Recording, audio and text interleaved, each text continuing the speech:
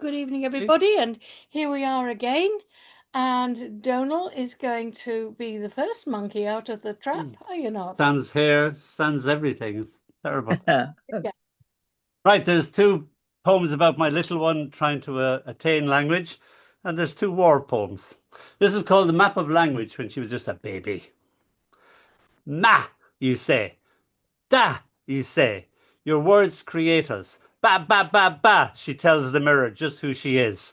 She follows the map of language, arriving at a new word, unable to discover a word, she invents her own, uses words to map her universe, words the how of what is. Like everything else, she puts it in her mouth, tastes the language. Now she's 3. Ha! The tang of words. She enters into language, tasting the tang of words. Og, she proclaims. Dog appears at her word. An og by any other name would be a bow wow. Bow wow wow wow woof. She dog teaches her its language. Calls a cat just what it is. An a boo boo. C-A-T. I spell it out for her. Still an boo boo. The cat perplexed by its anaboobusness. Even I now call the cat an anabubu. She calls me ha ha, my laughter naming me. Mammy's name in toddlerese is no, no. This is called the one about. Did you hear the one about death's already laughing? A fireman, a butcher, and a janitor walk into a war. Death loves to tell this joke. Sometimes Death changes the details. A guy from Omaha, Ohio, and Nebraska walk into a war, and the shell fell into the hole they were cowering in. Death cracks up. An 18-year-old and 2 guys of 20 walked into a war. What's your poison? Death snickers. Some guys called Sam, Hank, and Frank walk into a bar in a war, and they don't ever walk out. And this is called The Other Side of Silence, which is George Eliot from Middlemarch. If we had a keen vision and a feeling of all ordinary human life, it would be like hearing the grass grow and the squirrel's heartbeat, and we should die of the roar which lies on the other side of silence. The war. I was so glad to get out of it alive, even if it was as someone else. Who I was died. It was the only way to survive. I became a stranger to myself. I'd been so scared I was going to die. Now I'm scared of being alive. I watched better men than me die so easily. I hated me for surviving. I still hear their laughter, how real they were, more realer now than I. The dead stare at me silently, envying me this life. Here, have it, take it, I scream at them. They stare at me silently. I feel as if I've cheated them out of their future. I got lucky, that's all.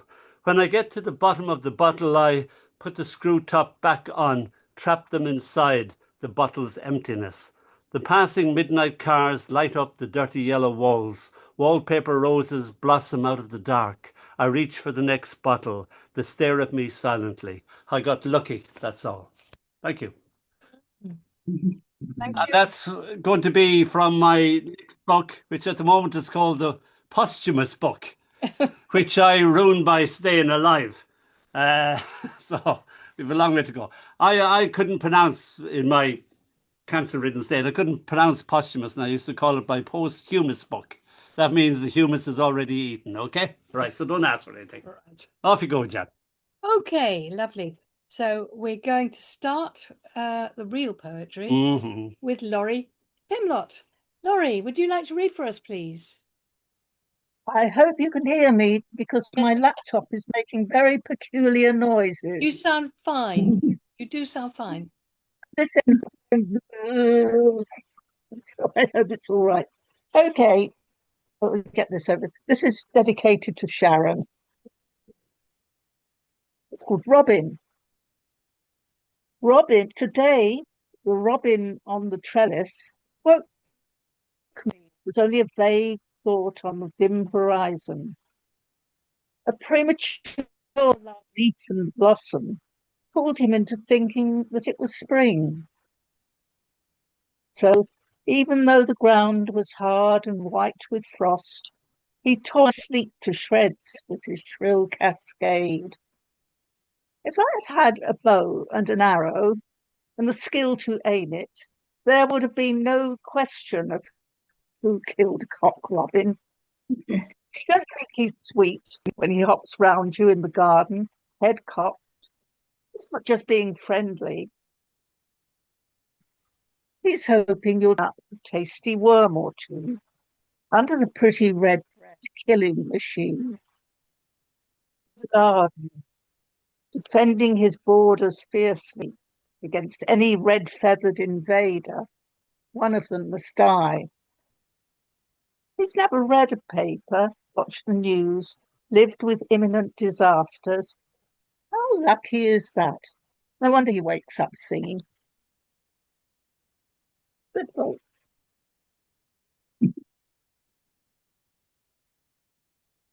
And this one is about a lady who cut my hair. Find it. Yep, okay. With Ludmilla. I come from near Kiev, Ludmilla says. Her hands tremble as she trims my hair, and her sad eyes say, I'm a stranger in a strange country. I do not know the rules. Ludmilla agrees that England is very green. Sent her mother photos of the flowers, but says her mother asked her not to, said they made her sad. The spring has not yet reached Kiev. Ludmilla misses her mother.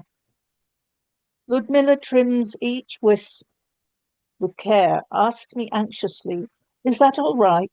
It's fine, I say. You worry far too much.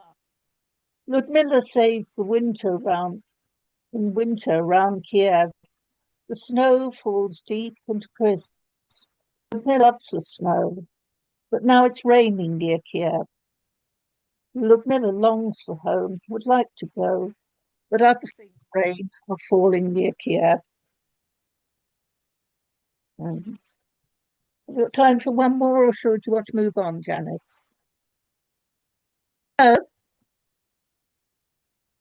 Right.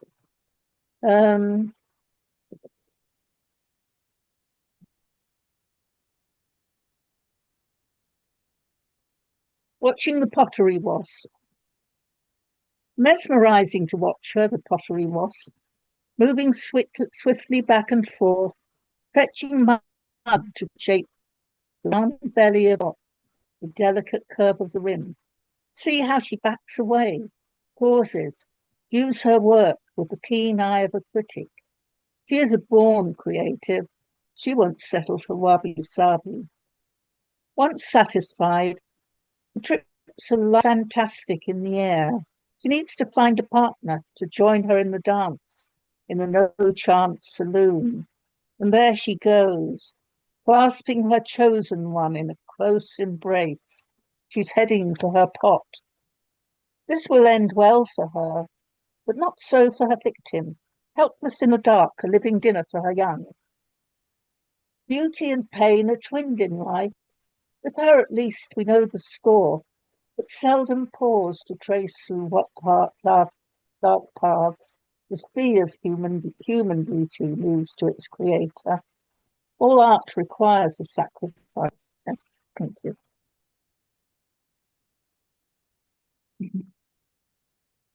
Lovely. It broke up a little bit, but I think we got the gist. We got the gist. Yeah. I think I'm heading for a new laptop. Wow. Yes. Well, when Jeffrey sees and hears tonight's poems, he'll agree. Because But he will. Sue. Sue, yes. Where's Sue gone? Sue Rothstein. She's down there. Good evening. I'm up here on my one. Good evening, Janice and Dónall. Lovely to see you both. Also lovely to see Jeremy, who I know, and also Jenny. So I don't know all of you, but I have met a couple of you, I think, at one of your or two of your things. I must apologise. Mine are all a bit on the sad side. So sorry about that. The first is called The Sadness. The sadness always lurks, though most of the time I don't feel it or think of it, yet I know it's there, beneath the surface, always ready to show its face when the walls of protection fade. But the walls never fade for too long, thank goodness. Before too long, they have solidified, been reinforced by positive thoughts and feelings and hopings. My friendly walls reaffirm their strength. And of course, my situation helps. I have enough of love and home and security. Not that I don't have worries, but mostly the positivity far outweighs the sadness until on some days it doesn't. Sometimes there's a reason it shows up. Other times it seems inexplicable. 1 doesn't always equal 1 or 2 equal 2, etc. It's not nice on bad days, but I always get through. It can be very sad, but not desperately bad. For those who live in war-torn worlds, fighting or fleeing, for those who face the dying of themselves or their loved ones, for those who do not have enough, my heart goes out to you. The wish that all things will get better. And this next one's it's not about a friend, but it's dedicated to a friend who died this year in March, and it's called God. I don't know if there's a God or not, or several perhaps, that might make more sense, but it's a lovely idea, as long as this God is good and true and loving. Not the jealous, vengeful type, like a mean child. I wouldn't want that. But an upholding, supportive God, one who celebrates the soul of each and every one of us, one who would rejoice in us, in our developments, our creations, our journey in this life. So I create a ball of good, a huge, beautiful sphere that holds only love and support. I imagine it into being, and it's never far away. It is there when I remember to look.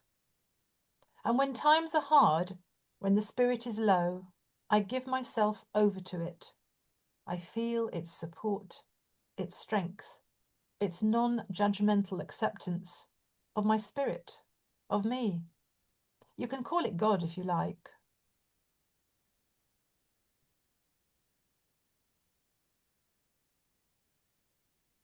And this is the Morning Warrior, spelt W-O-R-R-I-E-R, the Morning Warrior. Andante. Love, trust, simplicity, calm. Love, trust, simplicity, calm. I'm the morning warrior. I wake up and think, but I know it's best not to let those worry thoughts begin. Love, trust, simplicity, calm. Love, trust, simplicity, calm. A Quaker I am by nature, musician at my core. Peace and love should reign on earth, as maybe they reigned before. Love, truth, simplicity, peace. Love, truth, simplicity, peace. My mantra seems to be working. Those worry thoughts aren't there. No thoughts to fight, but a poem to write is the best by far for my care. Love, truth, simplicity, peace. Love, trust, simplicity, calm. I shall remember this thinking, these thoughts that come from where? So I wake up well in my heart and mind and banish those thoughts that scare. Love, truth, simplicity, calm. Love, trust, simplicity, calm. The worry mind will come back later, but for now I do not fear it, for I've taken the time to still my mind and wake up strong in spirit.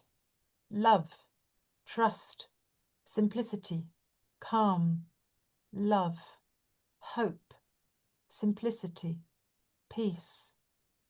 I hope I remember this mantra, this breakfast for my heart and lungs, to start the day in this beautiful way, when tomorrow comes, love, trust, beauty, peace, love, truth, simplicity, calm. Thank you, Sue. I, for my sins, went to a mindfulness thing by accident the other week, and that you were much better than the mindfulness thing I went to. I almost believed in myself listening to that poem. It's lovely. Well, I would like to just tell you that I actually wrote it because it's actually true. I woke up in such a terrible state, and I stopped myself from thinking by just repeating those words, and it actually worked. But somebody else mentioned it's a bit like mindfulness. Somebody else, yeah. But thank you. We also have gods. I've placed the nicest out in the veg truck, and she protects the scallions. But she gets too protective of them, and she goes, "No, you shall not pluck my scallions." So that's the thing of having a god. Now we've got an apology to Timothy. Yes, Timothy, I jumped over him. I put my eyes, couldn't see him. Timothy, you should have been last time, but Now here you are now, and please would you read for us? Yes, hello, welcome again, Thousand Monkeys. Being a translated poet, I've got some French poems for you, and the connection is that they were all set to music by Nadia Boulanger, who was not only a composer, but mainly an incredible teacher. And there's a list on Google online of the scores of musicians and composers who she taught, some of them very eminent. And on the 17th of October in London, in the London Song Festival, there's a Boulanger evening, which will include none of these four poems, I think. So the first one is by Armand Silvestre, whose dates are 1837 to 1901, which happen to be the dates of Queen Victoria's reign. Anyway, this is a duet, and the first and last couplets are done by both, and then it's alternatively he and she. Let's watch as on the silver lake the sleeping moon descends. The mirror of the waters changes less than your heart, my love. The moonbeam is less furtive than lover's pain is light. Could my song, soft and plaintive, not touch you, shepherdess? Man's love is too demanding, brief always woman's pity. Let's watch as on the silver lake the dreaming moon descends.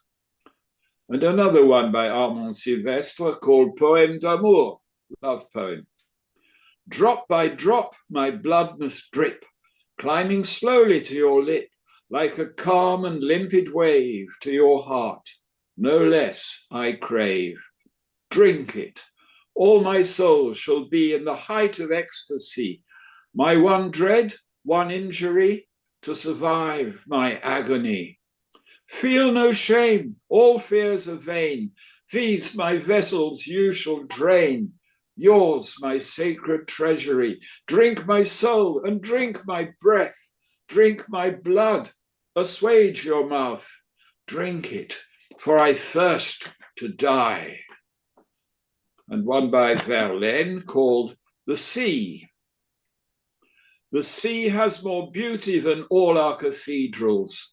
Our wet nurse on duty, our cradler of rattles, the sea, oratory of God's Mother Mary. She has all the guerdons, the fearsome, the good. I've heard how she pardons, rebukes her foul mood. In all the great ocean, no ossification. And oh, how forgiving, despite misbehaving. A kindly breeze haunts the billow and chants, all ye who lose heart, grieve not, but depart. And under the skies that laugh so serene, she takes on a guise, pink, blue, grey or green. She is the most fair, we cannot compare. And finally one by Albert Samin called Versailles.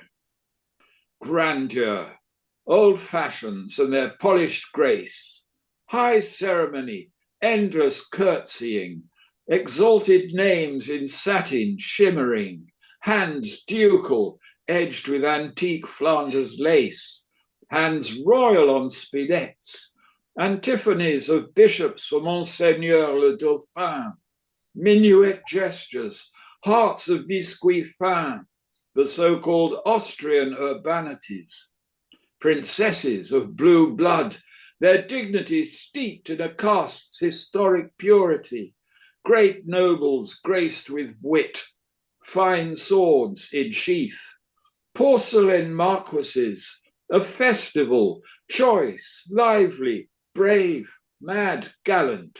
Above all, their lips wear, like a flower, that scorn of death. Oh, lovely. Splendid. A very elegant time of poetry, of history, wasn't it? Lovely, lovely poems. And tell me again about the recital of your poem.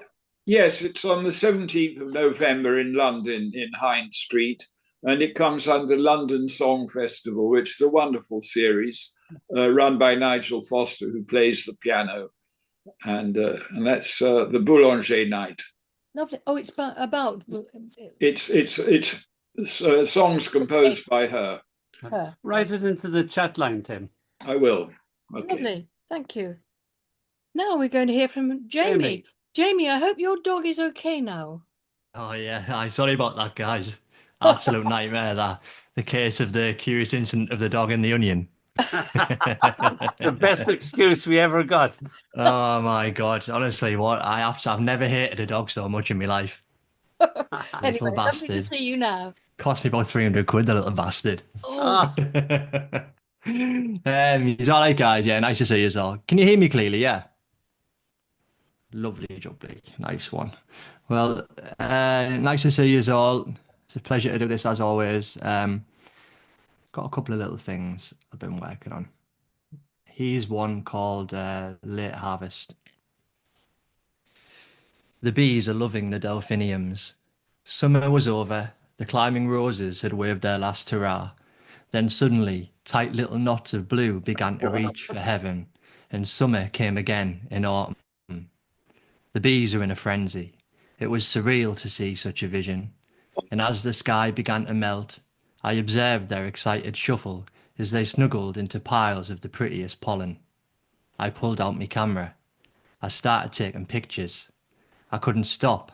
The excitement overwhelmed me. The bees floated everywhere. Inside one flower, inside another. Bees of all different sizes, sounds, and ethnicities, delighted to reap the late harvest. It was magical. It was a dream like no other. Feeling awake, I shouted my wife. No reply. I pushed apart the insect netting, stepped inside the passage. A blue bottle swooped across my ear. There was my wife, reading a text message, in bed, crying. I went to the kitchen, poured a beer. That's that one. And then I've got a thing called Northumberland. I might run a little bit older. I'll try and speed it up because it's quite a few stanzas, but yeah. When I walk the hills of Northumberland, I am subdued by a strange feeling of peace. The storm that dampens the clothesline at home, the same irritating wind that throttles and moans, appears rather lovely beneath the Scots pine trees. How lovely it is to be on these hills so many have lived upon and cherished. This land has been loved and it has seen love. It has seen love become one and then break as July's lowland lakes are nullified by winter's deeper brackish waters. How class it is to be stood here with it all. How mint it is to not remember things for once, for one prolonged moment. I take my pills, the splitter lines, the magpie's chatter. God bless these hills. Summer is tying up her knots. A sighting of the grouse compels me to pretend we're together again, collapsing as children might, into bosoms of purple, bursting ripe, with hands held tight as we slid round the bend. Do you recall your disgust for the thistle? It resembled disease beneath a microscope, you said, but the echinop, a foreign thing with violent spikes, was a majestic creature, was a glowing delight. That night we slept alone in Rothbury. Why should I leave this place? It is yours, it is mine, it is ours. The daintiest little stoat hunts a big fat rabbit, the fox moth succumbs to its evening habits, and I will lie by these lambs and these flowers. Winter is not friendly anymore. My feet sink too deeply. Paths are different now, stranger. I can't tell between snowstorms and mildew in my garden. A walk to the cairn gives breath to the mist and clarity a reason. But if men such as them can get lost in the dark, I think, stumbling around the empty vicarage, praying not to be seen by the smelly tourists, you know the type, all dressed like country purists, but parked in spots where costs a wage.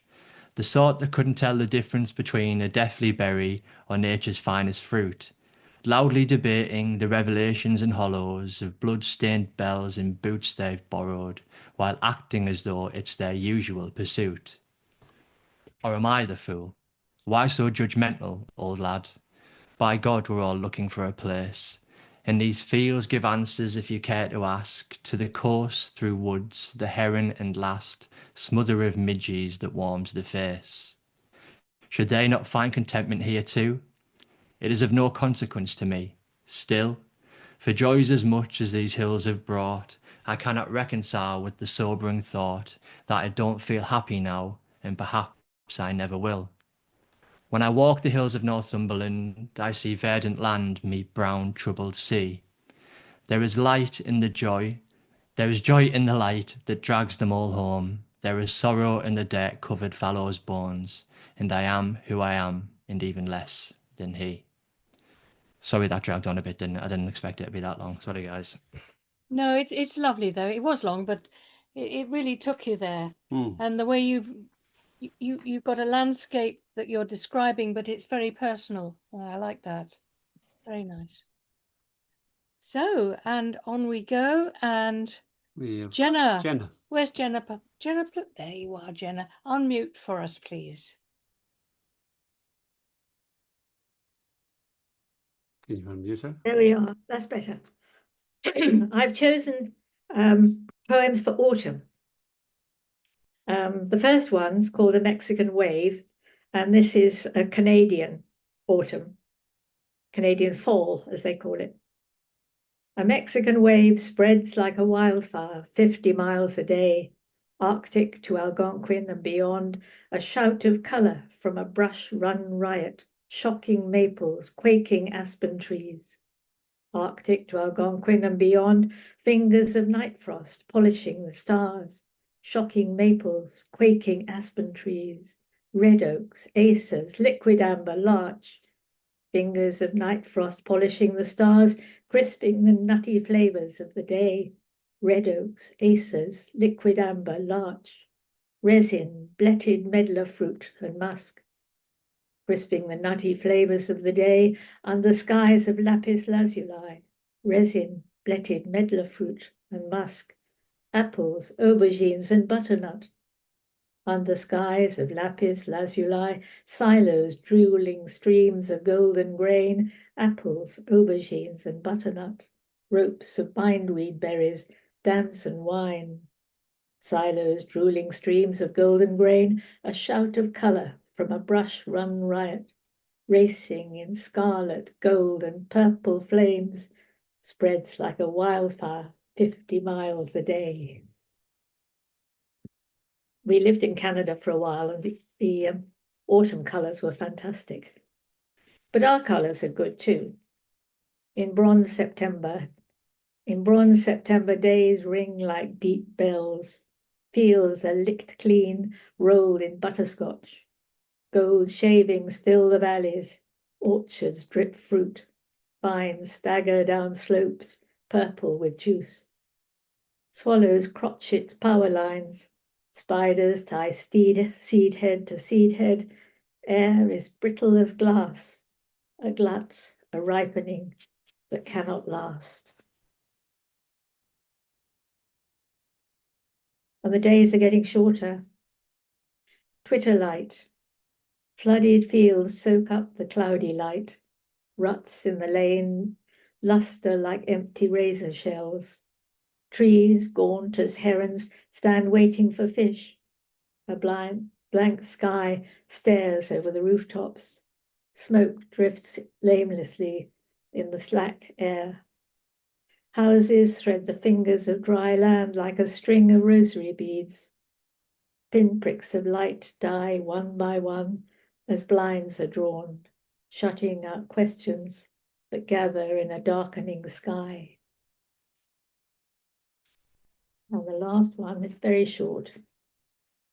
Winter, bedrock of the year, hillsides fretted as a kestrel's wing, streams slithering among tussocks of sedge, trees whittled by wind, grasses splintered with rainlight, lanes scoured to stone, land stripped of its softness, pared down, outliving all the little deaths. There we are. Beautiful. Beautiful. I love, in that last one, lanes scoured to stone. That is such an unusual thing you've seen, the way the mud is Yes. scoured off. Lovely poems. Yeah, like Yes. And now we're going to hear from Denni. Denni Turp. Denni, would you like to unmute for us? Hello, can you hear me? Yep. Right. Special hello to all the people I know who are members of Second Light Network. I shall never see you in the real world again, but it's lovely to see you here, and it was lovely to see you in the real world. I've got two poems. One's a childhood memory. That's where I shall start. It's called A Partial History. Not a real uncle to my friends across the road, in their tall, thin, terraced house, with their mulberry tree on the path by the back door, with their scuttling hens at the bottom of their long, thin garden, with their fervent Christianity in daily evident supply. But Uncle Joe lived in their through front room with his parrot, despite the jam-packed four-child family, and his place stretched from front to back, bay window onto street, French doors to garden. All this was his and his marvellous parrot's own domain, not to be encroached upon unless invited in or for some need. Oh, and how that parrot was a draw! Our willingness to be sent off on errands to the corner shop to buy those round red tins of pipe tobacco that Uncle Joe got through at speed, that filled the closed room air with spiteful smoke, but would gain us ready access to this almost sacred space, with the head tilt peak-eyed bird on his polished wooden perch. No one ever told us how Uncle Joe had arrived there, how he'd come by Polly, and none of us ever asked why. One day, Uncle Joe and head tilt peak-eyed marvellous Polly simply disappeared. High-backed woven chair and wooden perch no longer there. My friends and their family across the road, in their tall, thin, terraced house, with their mulberry tree on the path by the back door, with their scuttling hens at the bottom of their long, thin garden, and eggs in daily evident supply, simply spread out into the through front room, with toys and chairs and a shiny new TV. And none of us asked why.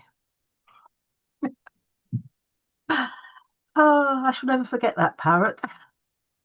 A very long time ago, and I never found out what happened.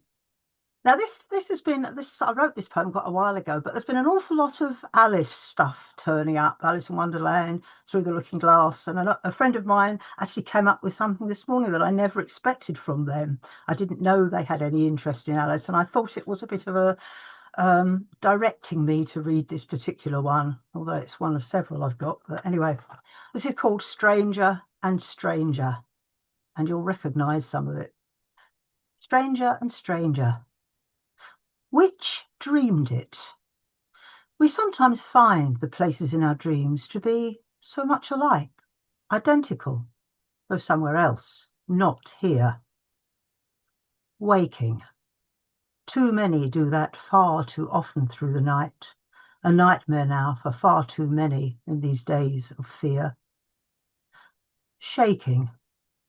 Dogs asleep do this, and now, in places we can see quite clearly on our screens, so do the sky, the ground, the walls. Queen Alice. Kings and queens more of a hindrance than a help, it seems, and probably in many ways, though some might disagree, no longer such a great idea. It's my own invention.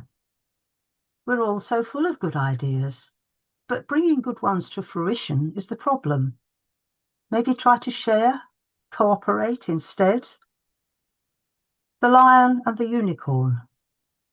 Most of us, I think, I hope, are not too keen on jingoistic symbols. Sadly, others are, especially those misled by lies. Humpty Dumpty. Some things too damaged can't be repaired.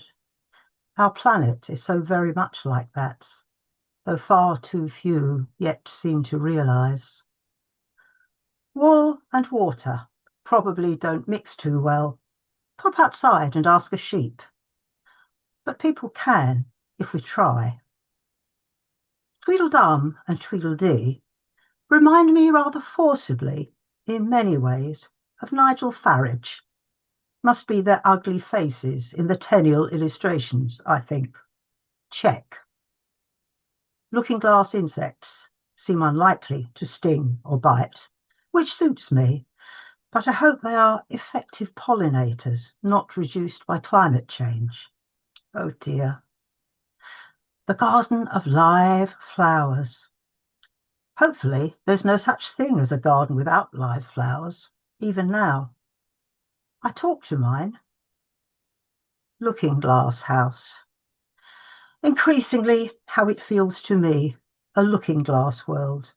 Back to front, upside down, no longer making sense. Don't you agree? Certainly do agree. That was brilliant.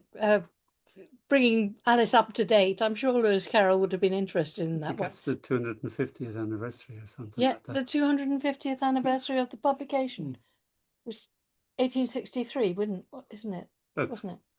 More or less. Or was his... Never mind. Never mind. Lovely poems. Thank you.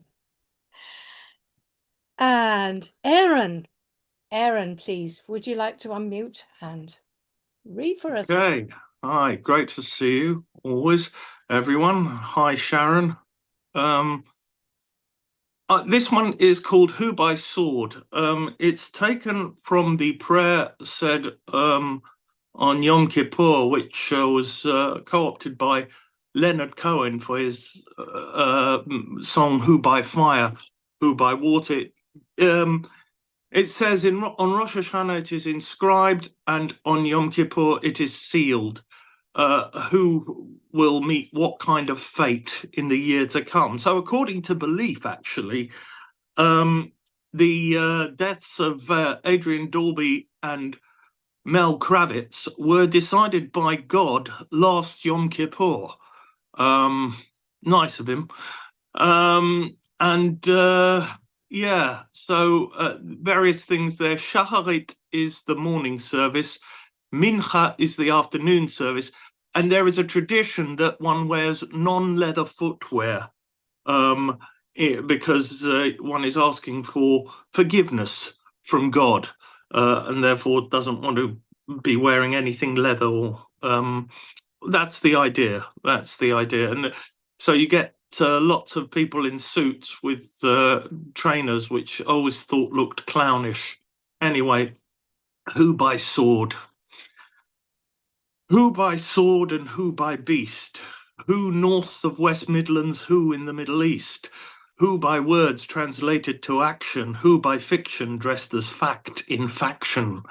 Just arriving at just 9:30, Angst buzzing, fear and guilt hiving, hovering for divine shriving, starting with the morning service, shacharit, like my father and I years ago, butterflies in my empty stomach's pit, furtively carrying the righteous angled gold glyphed velvet tallis bags, coddling prayer shawls, woolen consciences striped that day with a pollen of penance, in which they would cloak themselves the day long, begging for leniency, greeting each other with words, finish well, referring to the fast track at the day's start. Outside the brick tent of meeting, how slow that fast always seemed to go in the late afternoon service miasma of stale petitioning, body odour and emotive emissions of exhaler Torah and flatulent immanence from both mortal holes, invisibly cloaking the pew's musings on the gilt-edged law. Father of Christ, what a bore. Today, however, would be a late morn. God's judgment refugees in suits and non-leather footwear, the motley of mercy implorers, a clayfoot congregation in unblemished trainers, a gefilte flotilla, soul sacrificing, soon to have upturned face, standing on script shores to clamour for clemency against calamity in the clement morning. Not wearing animal materials, gathering outside a synagogue door, like those outside tribunals for tax law, like those outside camp showers or country clubs decades before. Since wandering in from the wilderness, wandering Jews and their flaws are always trying to open doors, to cleanse themselves of Semitic sin, to ward off the stern decree with repentance, prayer and charity.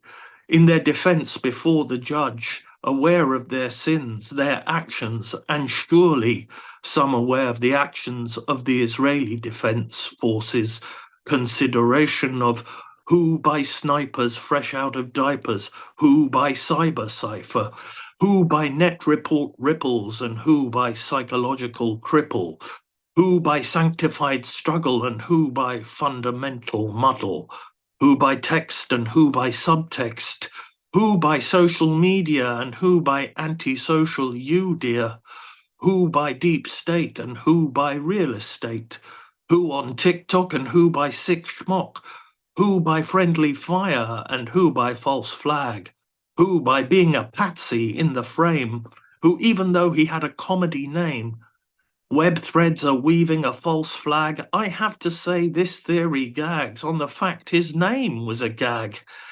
Jihad al-Shami, almost as crap as if he'd been called Abu B-Trap. Who by conspiracy theory, who by relapse, who by habit and dole, who by terror and who by error, who by, dare we mention, divine non-intervention. For the forgiveness feat, it must be fatalistically accepted. This flotilla was destined to be fatally intercepted. Last year, God sealed the names of Dalby and Kravitz in the Book of Life for death by a police bullet and by a madman's knife. On what was then the next Yom Kippur morning, their families and fast friends shall now forever slowly spend their future Yom Kippurs in mourning. Oh, that is strong. That's Powerful. very, very good. Well, I couldn't really ignore it. I actually had a poem about October the 7th 2 years ago, but when that happened, it was like, well, that one's out the window. You know. Next time. Yes. Next time. Yeah, exactly. Yeah. When I got ill, and everything fell down, publishing, newsletter, everything like that. One of the first things we were able to put back was this Zoom, 1,000 Monkeys. And it was the first time people had seen me not dead.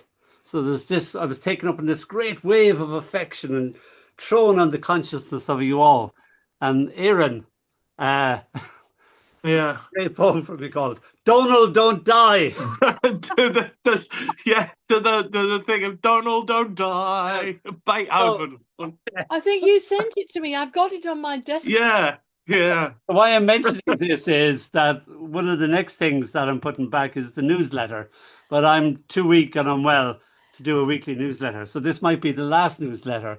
But one of the highlights of the newsletter was the reader's poem. And I was wondering if I could use Dónall, don't die. Yeah, absolutely. That's good. Thank you. Thank you very much, Sharron. Yeah, that was a poem and a half, that was. Thank you.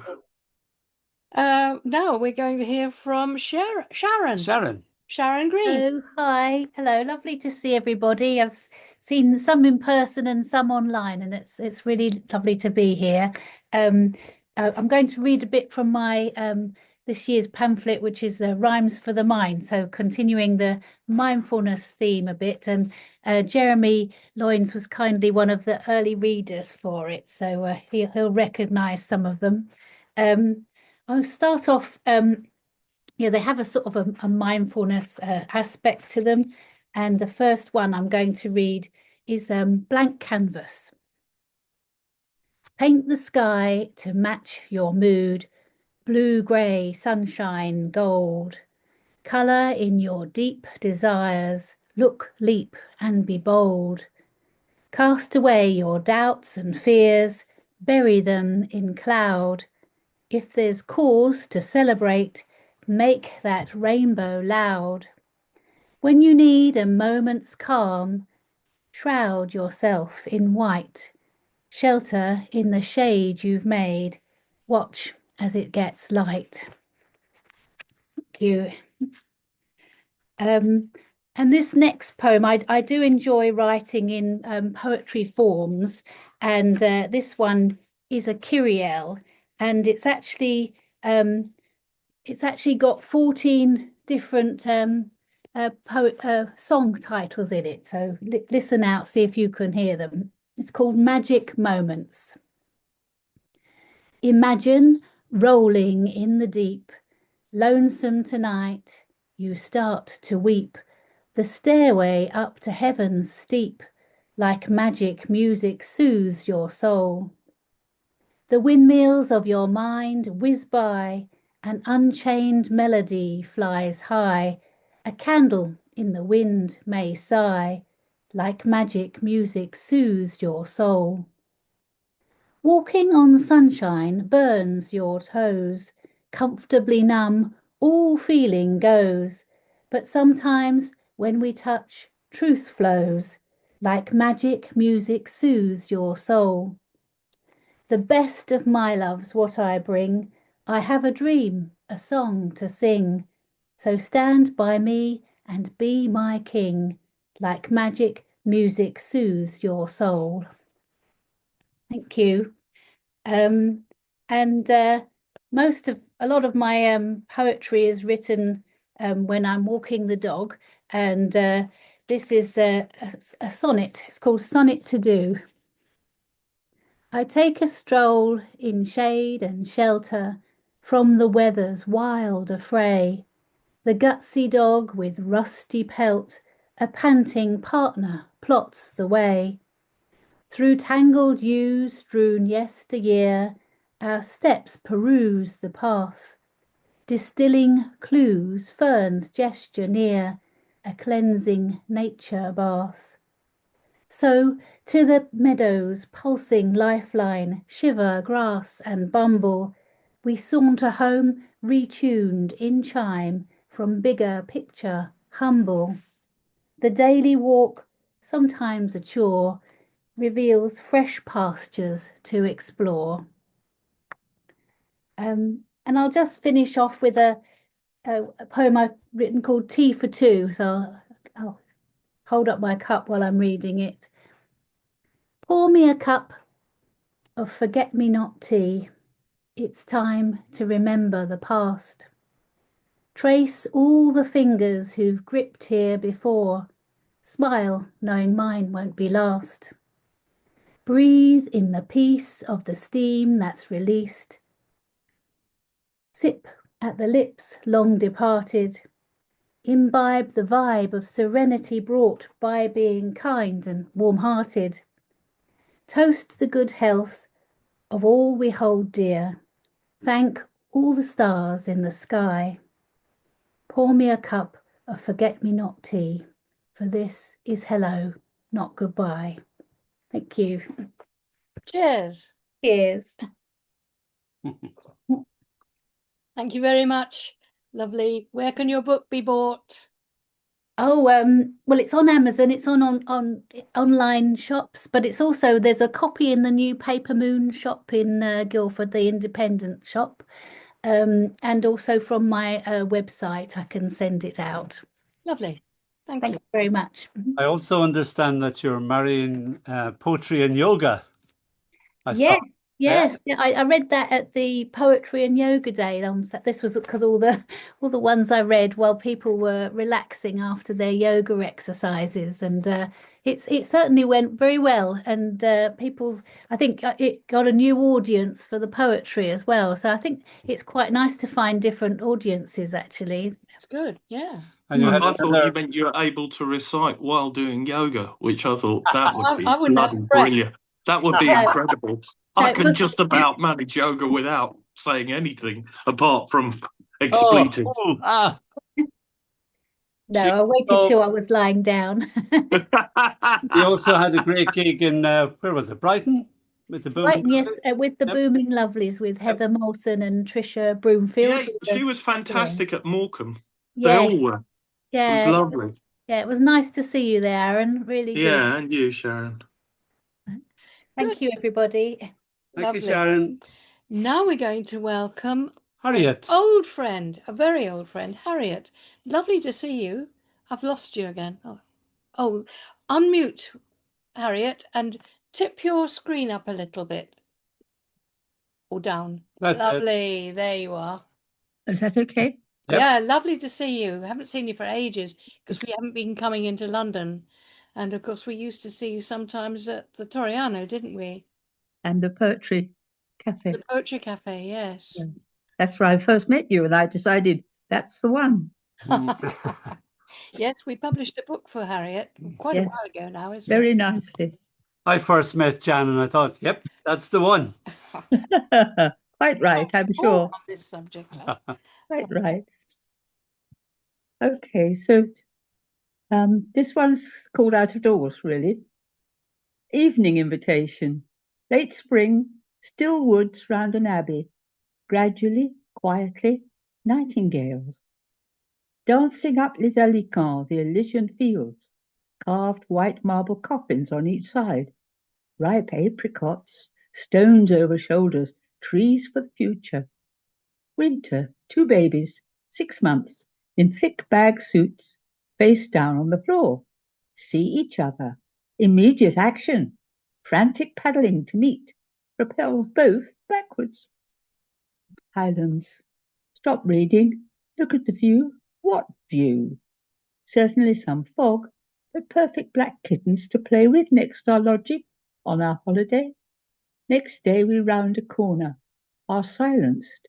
A huge eagle is a sculpture on a rock next the road. A car spurts round the corner.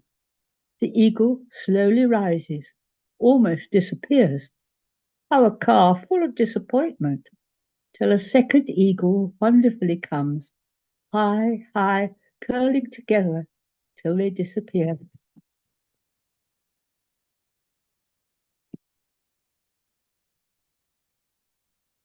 The next 2 are about someone I was very close to who died 5 years ago, I suppose now. This one's called Cold Shoulder. Come and greet me as you do at the door, on the path. Put the bags down. Hold out your arms to me. Open them wide. Let me find my way into them. A touch, a meeting, an embrace, a hug. Get up, my love. Come to me. I'm waiting very patiently. How long? How long? The long view to empty. No touch now. Hands round an emptied cup. Its warmth disappearing. This one, called Recipes to Try. To recreate a satisfying cake. Look up a possible recipe. Hope, try it. Not right yet. Ask friends. Some remember approximately. Guess. Rearrange proportions, temperature. Add ginger. Bad idea. Plan to keep trying. To recall a melody. Spread your fingers. Invite the lost tune. Touch an imagined instrument. A dance move. Does my body hold the memory? Listen. A voice, a rhythm. Hum it. Nearly, nearly. Gone again. Try a scent for stimulus. Reach for the summer in a bale of hay. Spread drying clothes over the lavender bushes. Release the surprising apple scent of sweetbriar. Words have no smell. To call up a face. Look, keep looking. Sketch to see what should be there. Look again. Revise. Decide the best materials. Ink, pastels, watercolor, oils. Enjoy moving thick, sensuous colors over the canvas. Still nothing like. Still gone. To try to mend a hole, a tear. Darn, patch. Feel the fabric, not leather to silk, not chiffon to tweed. Discriminate color. Match cloth and thread. Hold, pin in place while you stitch. This mend can never be invisible. This is the last one, and it's called In Person. In our dance on Zoom, my friend stretches out all her fingers, pressing the screen to greet me. I can see and greet her. We can't meet. We can't exchange our warmth in dance, our energy. The screens imprison, separate each dancer from the dance. Human energy shares life in meeting. Our iron rations are a lifeline, but over time, a desiccant of body, heart and soul. Human warmth is nourishment, spring water, life. Invitation to a wedding. From the city through iron gates to trees. Fresh smell at once. A field of rhubarb, rows of netted gooseberries. A whole space for children, bubbles floating up already. Cool, quiet welcome. Ancient trees cradle together family and friends. Our love to meet their love. Their own words exchange respect, consideration, love. In their own beauty and the wildflowers. We share, are held in tangible warmth. Communion. Depleting nourishment. Fresh, raw, sweet carrot from the gardens here. Delicious. Well, Lovely, Harriet. Thank you. I remember the poems you wrote about in your book about the person that you were very, very fond of, who was your dancing teacher. I think you lost him. He died before you wrote the book that you did with us, and he designed a cover. He took that's right. That's right. He did that lovely leafy cover for it, didn't he? One of your poems that tonight was about him, wasn't it? Yes, both of the two of them were. Yes, yes. Yeah. Lovely. Thank you. Thank you. And we're going to go on to Gary. Gary Day, please. Where's Gary? There he is. You're muted, Gary.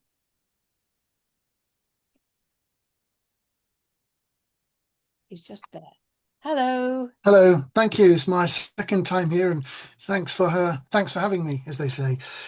Okay, I've got the first poem I've got is called Snapshot, and it was inspired by a photograph.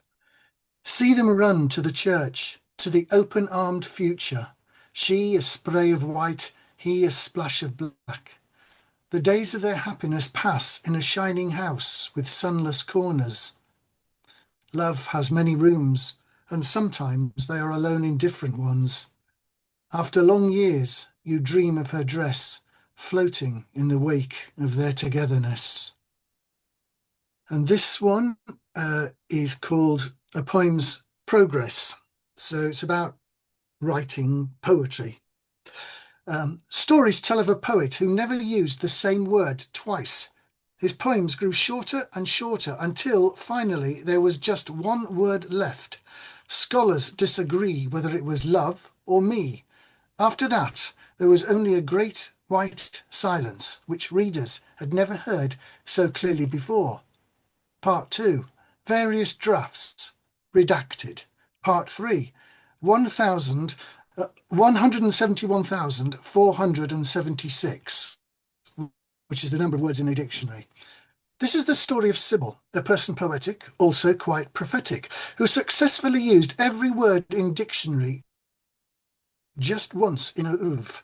Result, each poem slightly shorter than last, and increasingly obscure too. Penultimate creation ignited much excitement. Indecipherable hieroglyph, lots of squinting and head scratching and I don't knows. Scholars opined peculiar sign could only be from OED. Checked mark against lexicon, but never found it. Went mad trying. Final work, blank sheet, hailed as masterpiece. 7 years later, uninscribed cellulose pulp publicly burned. Ashes like leaves blurring clarity of air. Lady with pen never heard from again. And then this final poem called The Rub of the Green. He mows the grass, but leaves the beds to time and chance. Besides, he likes how their messiness sets off the new lawn's newfound neatness, smooth enough for a putting course. Instantly comes an image of his father, head bent over the teed ball, steadying his hips, rehearsing the stroke, raising the wooden club, then the explosive pivot sending the white dot soaring over the fairway. He, shading his eyes, follows it, trusting it not to fall out of bounds into the water hazards, sandbunkers, or the rough, but to drop gently onto the close-cropped green. And that's it. Lovely, Gary. You've got a particular way of looking at life. I will never forget the poem about the daffodils that we published. Well, I love that.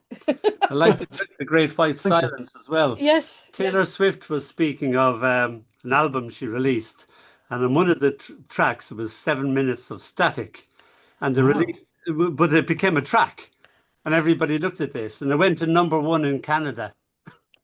And now it's Taylor Swift, wait. Would it be a fancy? God, well, Yeah. well, thank you. Well, we're doing well. We're on to our penultimate poet tonight. If he can make himself heard through his lovely beard. Where is he? He's gone. He's vanished. Simon, come back to us.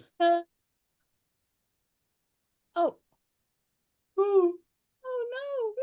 I've insulted him in vain.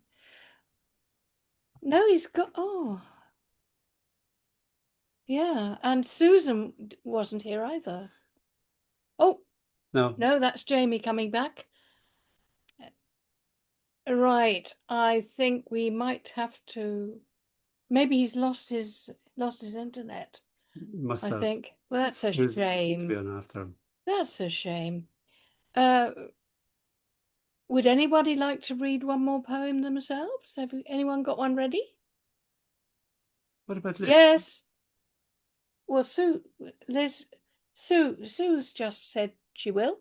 I would love to. I tell you why. It's really interesting. And Jenny, who's come tonight, we both know a poet called Dennis, and I actually wanted to read one of his poems tonight. And I asked him because he sent it to me today, and I said, "Could I read one of yours?" Because usually people read their own, but I would like to. And he's only just come back to me. I just looked at my email, and he said, "Of course you can read it." Is that okay? Yes. Thank you. Yes. Okay. Dennis, what? Sorry. What's his surname? What's his second name? Hang on a minute, I'll just check the email again. This is terrible. Dennis Evans. And I recommended a few people to send off the people who you'd talked about, what's his name? Peter, collecting poems on Gaza. And that's what it's about. So, yes, Dennis Evans. It's called Weep. It's not that long. Here we go. Weep. Whilst the world looks on, weep at the destruction of a people. Decency and compassion have ceased to exist. The killing of women and children, the starving, injured and dying, killing, to ensure there will be no young men to fight another war, killing, to cover the tracks of a politician. Language has lost its meaning, but killing is murder, and murder is killing. Whilst the world looks on, weep at the destruction of a people. Thank you. Thank you. Yes, that's very strong and to the point too. Lovely.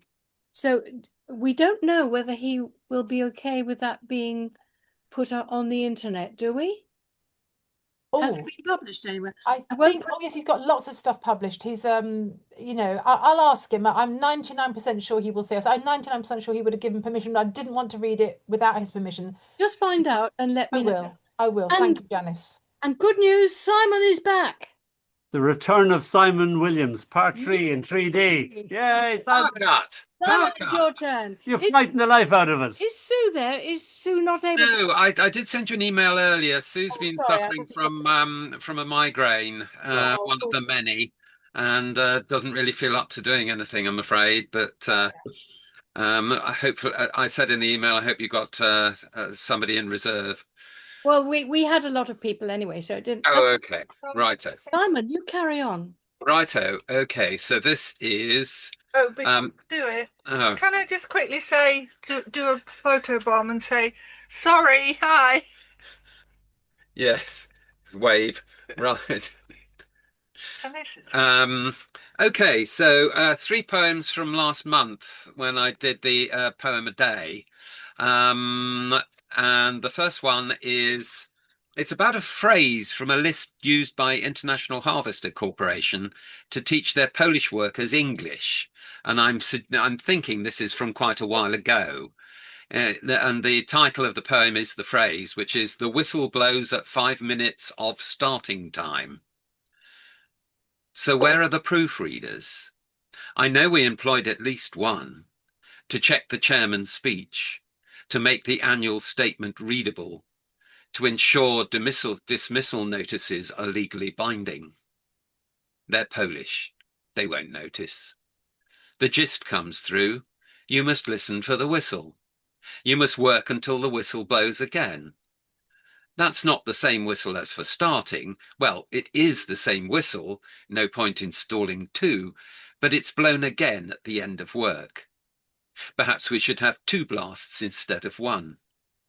The proofreaders don't work to the whistles. They're white collar, paid monthly. Now, the second one is, right, yes, this goes back to a couple of things that happened when I was a mere youth, or in my teens anyway, at my family home. It's called Big Dogs and Differences. She could bark like an old steam pump, a Great Dane Jehovah's Witnesses were cautious of.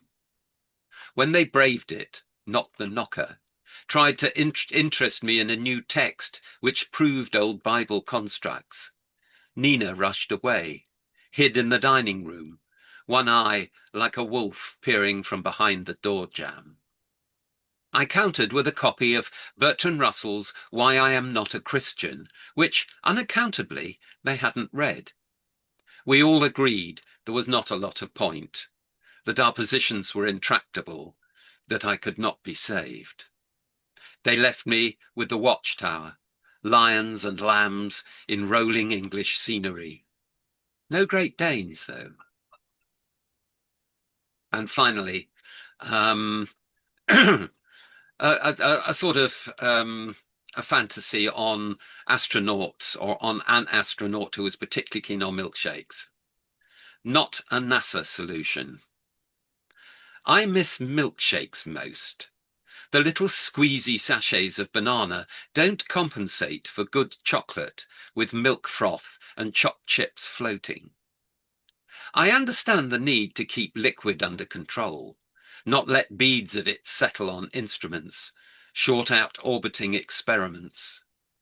But there must be some compromise that would keep us safe while still providing the clean combination of full-fat milk and strawberries.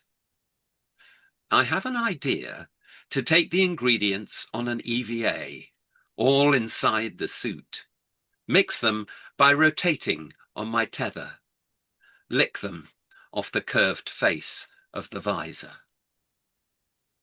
Thank you.